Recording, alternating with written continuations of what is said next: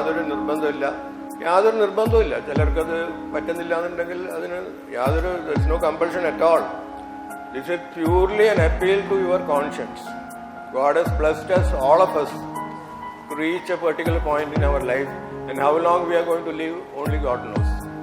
So let us do something for this institution which has made us whatever we are today. This is a pure, sincere appeal to all of you. Please think about it. We will not have any discussion on this because it's already 9:30. Most of you have to return by 1 o'clock train. So we will not be... You can, whatever your feedback, positive or negative, you can always contact the lighthouse of our batch. That is Hari. The beacon of light of our batch. You can always give your feedback, whether from America or England or wherever you are. You can send your feedback to Hari. Those who are willing may contribute, and we will make it a good fund, and how to operate it we will find out how much we are able to raise. So I sincerely beg to all of you, please think about it.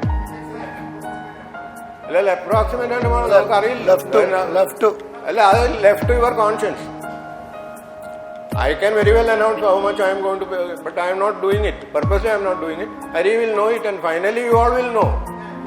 Finally we will be putting it. Whoever has contributed doesn't mean that others who have not contributed, they are bad.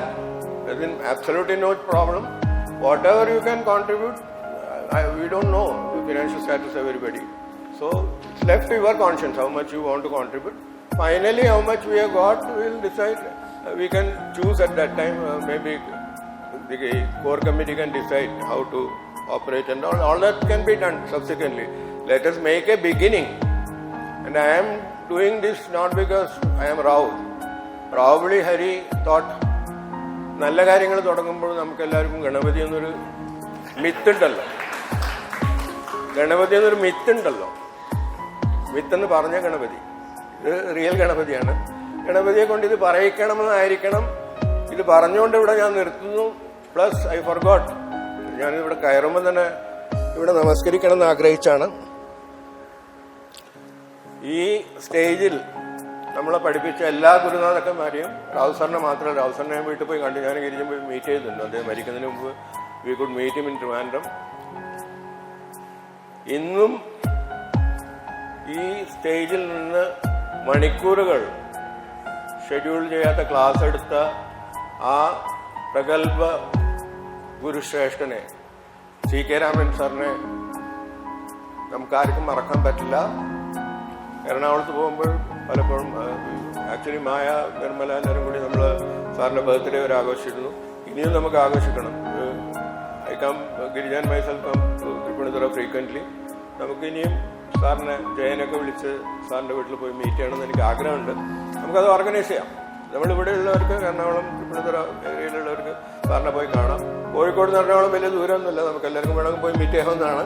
അത് സൗകര്യം, അത് core കമ്മിറ്റിക്ക് വിട്ടുകൊടുക്കും. Anyway, അങ്ങനത്തെ ഒരു ഗുരുനാഥന്റെ കീഴിൽ പഠിക്കാനുള്ള ഭാഗ്യം നമുക്ക്, അദ്ദേഹം ഈ സ്റ്റേജിൽ നിന്ന് മണിക്കൂർ കണക്കിൽ നമ്മളെ പഠിപ്പിച്ചു. അതുകൊണ്ട് നമ്മൾ ഈ സ്റ്റേജിലെത്തി. മറ്റുള്ള എല്ലാ ഗുരുനാഥക്കന്മാരും പേരുകൾ പറയാൻ തുടങ്ങിയാൽ ഒരു അരമണിക്കൂർ എടുക്കും. അപ്പോൾ ഞാൻ നിർത്തുന്നു.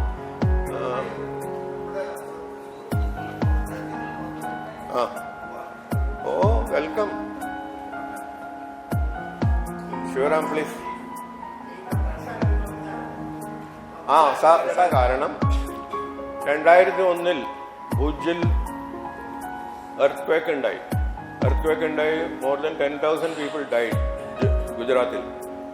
അപ്പോൾ 2001 ജനുവരി 26 റിപ്പബ്ലിക് ഡേ പരേഡ് കഴിഞ്ഞ് കുട്ടികൾ നടന്നു പോകുമ്പം ഭൂകമ്പം വന്ന് എത്രയോ സ്കൂൾ കുട്ടികൾ, ജനഗണമനയും വന്ദേമാതരം പാടിപ്പോകുന്ന കുട്ടികൾ, ഇന്നും നിങ്ങൾ ഭുജിൻ്റെ ഇത് അടിച്ചിട്ടുണ്ടെങ്കിൽ you will see that scene.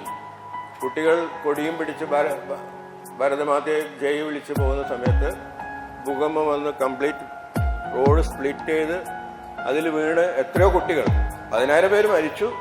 ആ സീൻ, ഭാരത് മാതാ കി ജയ്, വന്ദേ മാതരം പാടിക്കൊണ്ട് പോകുന്ന കുട്ടികൾ മരിച്ച ആ സീൻ നമ്മൾ ആർക്കും മറക്കില്ല. അന്ന് ദൈവാനുഗ്രഹം കൊണ്ട് കോളേജ് യൂണിയന്റെ റിട്ടയർ ചെയ്യാൻ ആകെ ഒരു കൊല്ലം ബാക്കി. ഞാൻ 2002 റിട്ടയർ ചെയ്തു. 2001 ഈ ഡ്രാമ അപ്പം ഇവിടെ നിന്ന് നിയർലി 30 ഹൗസ് സർജൻസും പോസ്റ്റ് ഗ്രാജുവേറ്റ് സ്റ്റുഡൻസും ജൂനിയർ ഈവൻ സീനിയർ ലെവലിലുള്ള ആൾക്കാർ വരെ മാതൃഭൂമിയും കോളേജ് യൂണിയനും കോളേജ് കൂടി എല്ലാവരും സഹകരിച്ച് ഇവിടെ നിന്ന് ഫ്ലൈറ്റിന് കോഴിക്കോട് അഹമ്മദാബാദ് ഫ്ലൈറ്റിന് പോയി. അതിലുണ്ടായിരുന്ന കുട്ടിയാണ് ഈ സാജു. സാജു എന്ന ഹൗസ് സർജനാണ്. മഞ്ചേരി അടുത്താണ് സാജുവിന്റെ വീട്. നല്ലൊരു കുട്ടി, വളരെ സിൻസിയർ കുട്ടി. അവിടെ എത്തി, രാത്രിയാണ് അവരുടെ ഫ്ലൈറ്റ് അവിടെ എത്തിയത്. Please. You can spare 10 more minutes, no problem. എഫ്രം റാസോപ്പിച്ച് പറഞ്ഞ എഫ്രം